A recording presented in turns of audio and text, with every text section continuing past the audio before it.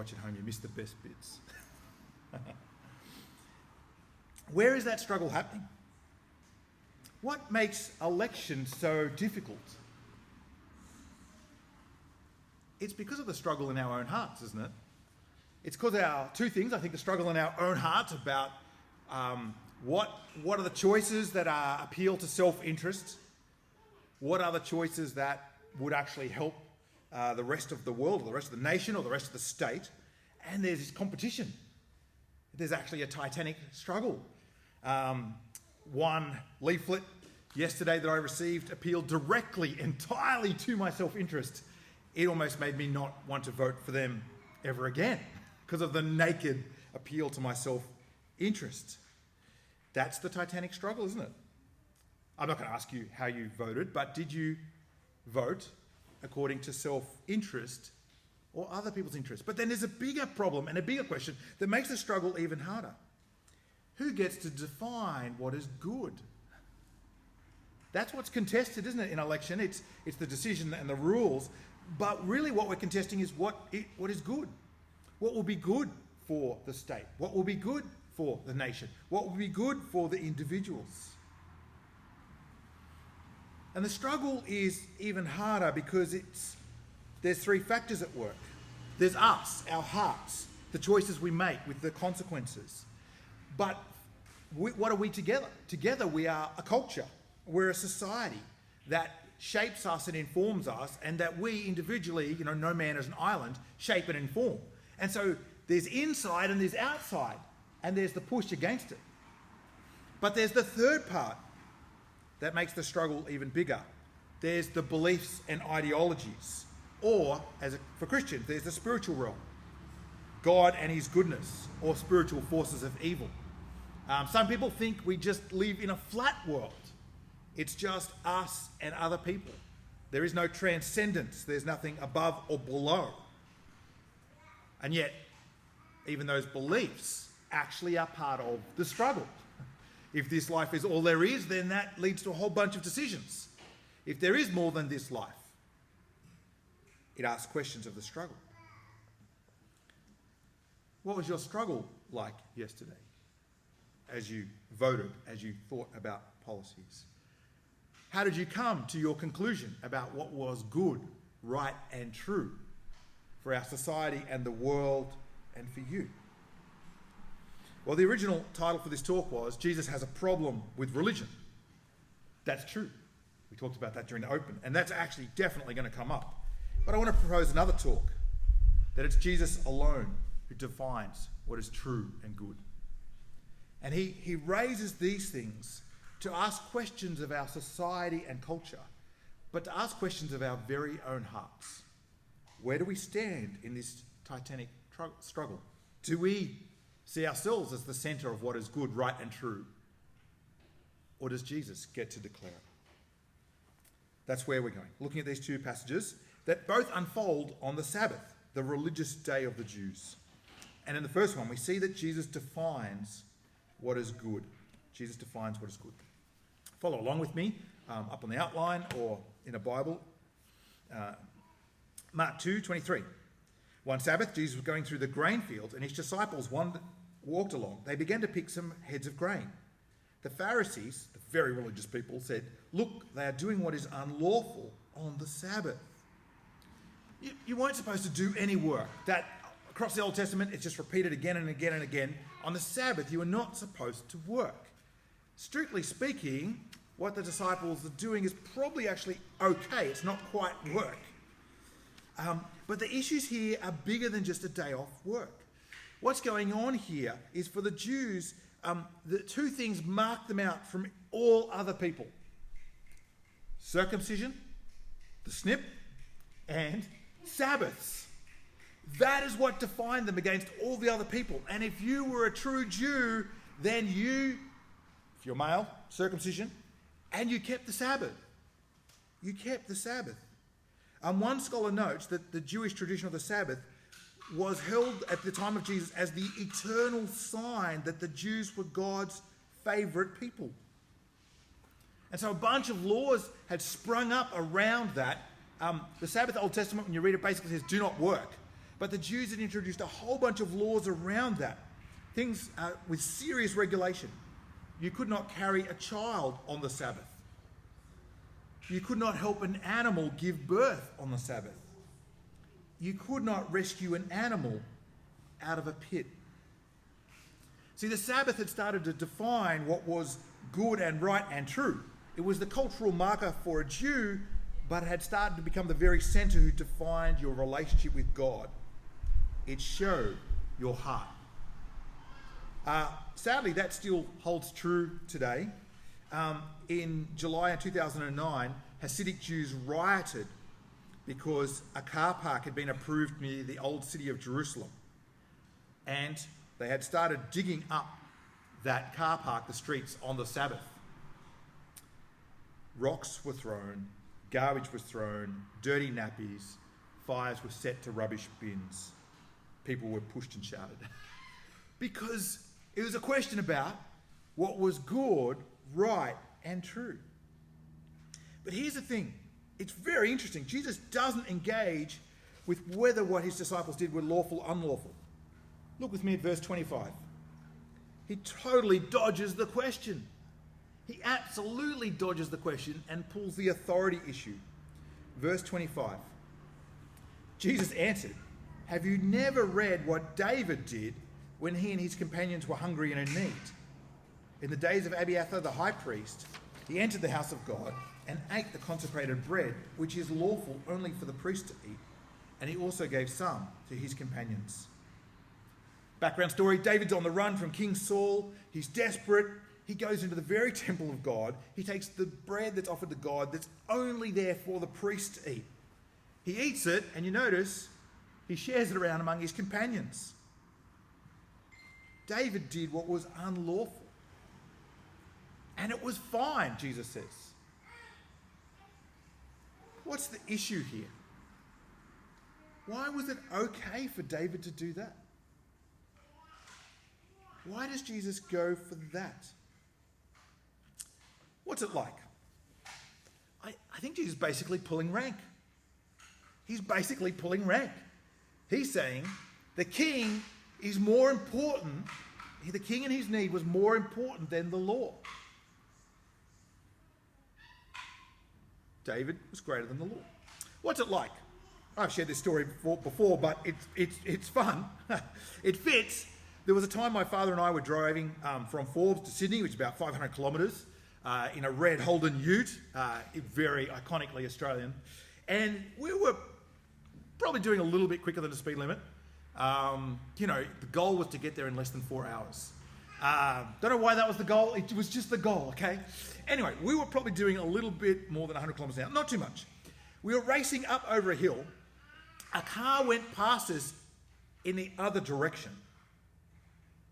Just as it went past us, the siren lights came on in this unmarked police car. It hit the brakes. Its tyres squealed. We watched it with interest, partly because of the noise, partly because we might have perhaps been doing a little bit faster than 100 kilometres an hour. Was this for us? The police car turned a U-turn across the lane on the top of the hill, right out of a stunt movie. Tyres squealing, gravel sprayed. It sped up, coming behind us really fast. It roared behind us, swerved out around us, overtook us, probably doing 120 or 130 kilometres an hour with the siren wailing. I reckon the policeman broke 10 to 15 rules right then and there. Did he do the right thing? He did what was unlawful. Now, I don't know where they were going. It wasn't for us, thankfully. We were extraordinarily nervous for a nanosecond. But you can see the principle. At that point, perhaps he was going there was a fire or a murder or a theft, or the way he was travelling, there was some great need. The policeman pulls rank on the law. He enforces the law, but he gets to define it one way or another what is good. Well, listen to how Jesus pulls rank here. Verse 27.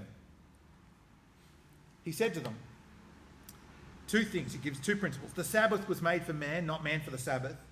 And so the Son of Man is Lord, even of the Sabbath. Basically, Jesus does two things. Incredible, massive critique of the Jewish system at that point. He says, you've totally misunderstood the Sabbath. God gave it so that you didn't have to work, so that you could rest. But it was the kind of rest in which you could do good. It was the kind of rest in which you could care for people. It was a rest that honoured God creating the world, and that you honoured God and you knew God. But it was related to the Exodus, the rescue. God made the Sabbath holy then, at that point, enshrined it in Judaic law to not work so that you could do good. And so the people around you wouldn't have to work. And Jesus just basically reaches in and smashes their misunderstanding of the law. He says, God gave the Sabbath for humanity, not man for the Sabbath. You totally misunderstood it. With the fact that you won't care for the sick or the needy, that you won't care for those in need, that you won't help an animal give birth.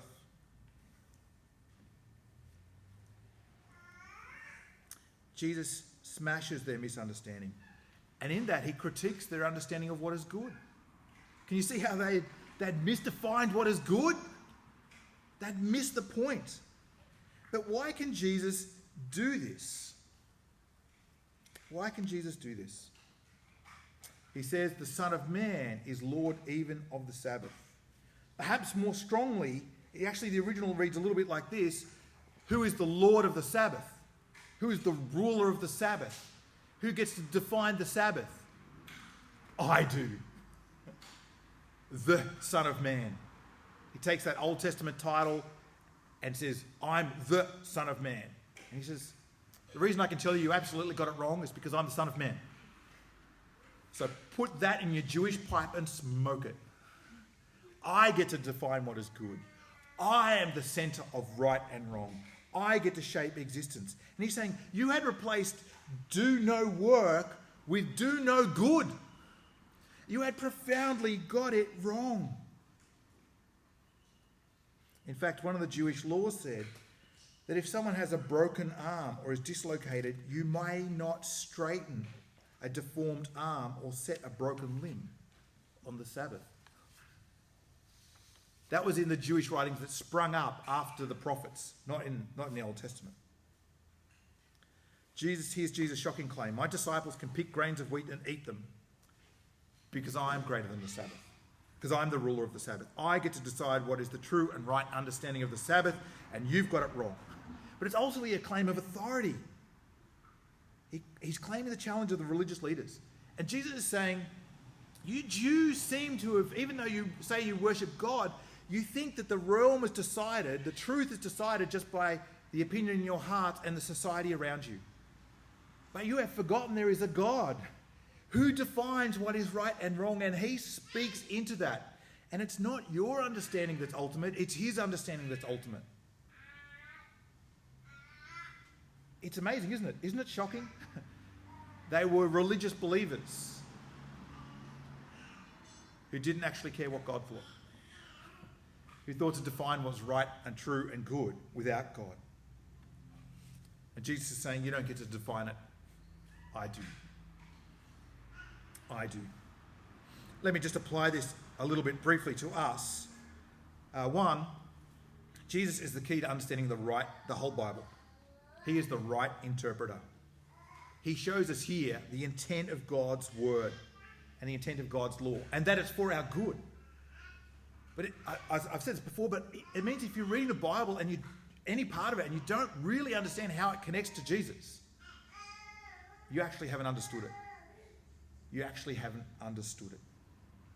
I'm not saying everything is answered by the word Jesus. But if you understood how Jesus critiques it, fulfills it, explains it, deepens it, strengthens it, takes it beyond the external to the internal, then keep looking at it, keep thinking about it, keep thinking about how Jesus answers it and concludes it.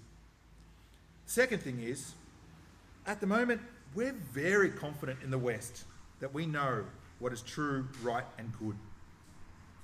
And we know it because of a few principles. maybe care and harm, maybe economy, maybe the sense of public obedience. But mostly we define those things about what we feel. The center of those things is ourselves and not God above us. But that is going to lead us into great difficulties, because really it's just us and society. And then it just becomes whoever shouts the loudest, whoever's the most influential, who's got the strongest Twitter feed, that then determines what is good, right, and true. Well, how do we know what's good, right, and true? If you haven't seen it, I thoroughly recommend to try. If you've got Netflix, not recommending Netflix wholesale, there's issues, right? But if you've got it, the trial of the Chicago 7 is really worth watching. Great movie. It's contesting what is good, right, and true. And it's showing that the people who lived at one period, it was changing in the 60s, what was good, right, and true. But you know what? It's going to change again. In 50 years' time, they're going to look back on some of the things we thought now in 2020 and went, how could they believe that was good, right, and true? Just as we look at people 100 years ago and think, how could they think that was good, right, and true? How is it when we keep shifting and changing in different societies and cultures, how are we going to know what is good, right, and true? Christianity's answer is, it's not good enough to look to ourselves. We don't have enough of the answers. Let me move us on to the next thing. Jesus challenges the failure of religion. Have a look at what happens next, and you notice how carefully this text has been arranged. When does it happen and where does it happen? Another time, or next, Jesus went into the synagogue and there was a man with a shriveled hand there. They were looking for a reason to accuse Jesus, so they watched him closely to see if he would heal. When? On the Sabbath. The writer, probably John Mark, writing from the eyewitness Peter, has put this next event very carefully. He's taken these two things that define what it means to be the Jew. He's taken the Sabbath twice, and he's hammering down on this issue. And then Jesus does something amazing. They're watching Jesus to see if he would heal on the Sabbath. Can you see the problem with that? Here's this day devoted to God, the good God who gave life to human beings, and they're saying, well, if you help this man on the Sabbath, Jesus, there's something wrong with you. Can you see the upside downness of that? And then Jesus does something that is surprising. He says to the man with the shriveled hand, stand up in front of everyone. If that was you, how would you have been feeling? Totally, if you've got a deformity or something like that, thankfully our society has changed, but you would this is the most embarrassing thing. Jesus taking this guy who's hoping I like Jesus, but I'm hoping no one notices me here. And Jesus has noticed me. That's okay, nothing's happened yet. And then Jesus says, actually, I want you to stand up so everyone can have a good look at you, so that everyone can see the problem with your hand. And then Jesus asked them, verse 4. Here it is, sorry. What is lawful on the Sabbath? To do good or to do evil? To save life or to kill? See the things he puts together? There's good or evil. This is an issue of good or evil. This isn't just about religious rules. This is about good versus evil. This is about saving life or killing life. It's about the question of what is good for humanity, what is good for us, what is good for our hearts, what is good for other people.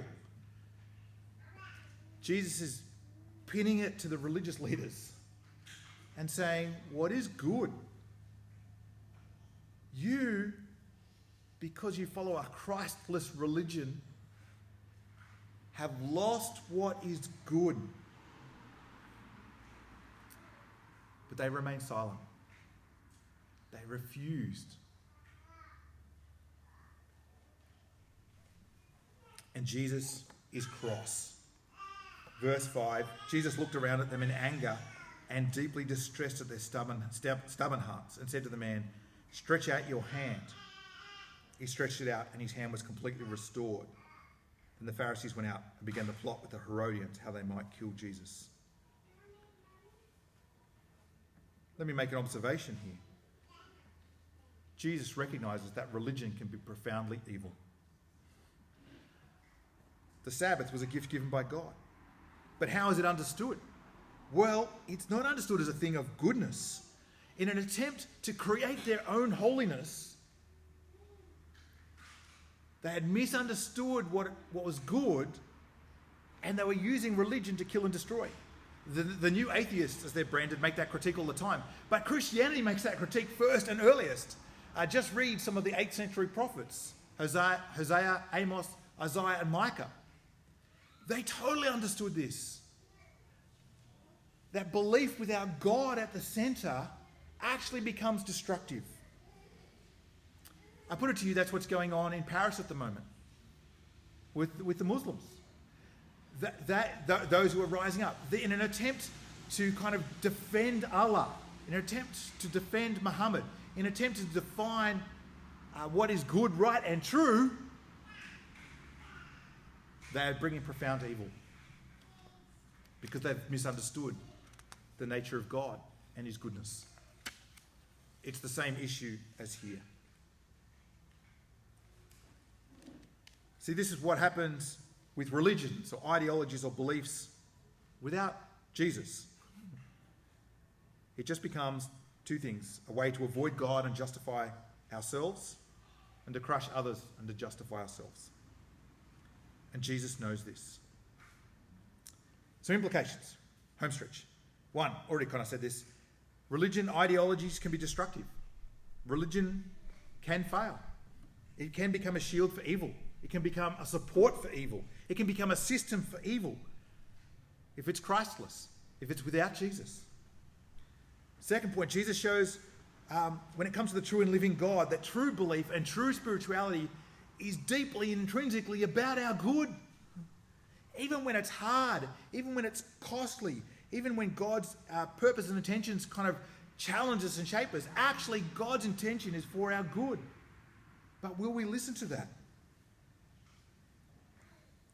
Christianity is a set of beliefs that recognizes the nature of sin and evil that's in our hearts, and that we need to hear an outside voice of what is good so that we can understand it. We need that transcendent voice, if I can put it like that. That it's not enough just to look at our culture. It's not enough to just look within us. We actually need God, who made the world, to speak into us. That's why we need Jesus. But finally, you see what Jesus was on about. Jesus was on about our good. Why did Jesus come? For our good. Can you see what he's choosing here? He knows the conflict this is going to create. He sees the evil in their hearts. He knows how they're going to react. And what does Jesus choose to do? He chooses to do good anyway. He chooses to heal anyway. Jesus is on about restoration and salvation. And look what it leads to. This is the end point of a building set of conflict. In 2:13, the 4 stories of Mark, they're very carefully put together. It's been building conflict with the religious leaders, and it reaches its high point with the Pharisees, who loved the law, the Herodians, who followed Herod, who was a puppet king of the Romans, and the Pharisees and the Herodians hate each other because the Pharisees saw that Herodians had sold out to the Romans, and the Herodians thought the Pharisees, didn't understand the way power worked. They hated each other, but guess who they hate more? Jesus. And Jesus shows that he's so committed to our good that he will do whatever is for our good, even though it leads to his death. Because notice how they plot together. They plot together for how they might kill Jesus. And that's where the Gospel of Mark ends, with the death of Jesus, because he is committed to our good. True religion, true belief, puts aside your own good, puts aside your own interests, and lives self-sacrificially towards the other and for the good of the other. Jesus shows us what good looks like. But he shows us the good we need. Not only does he tell us what is good, he shows us the good that we need. We need his death on the cross to bring us life, to bring us healing, to change our withered hearts so that they might know he's good and live for him.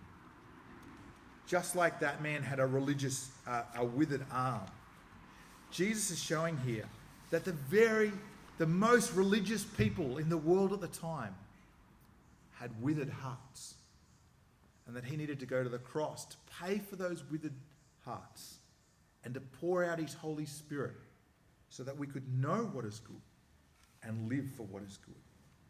Jesus defines what is good, right, and true. Let me pause this and then open up for questions or comments.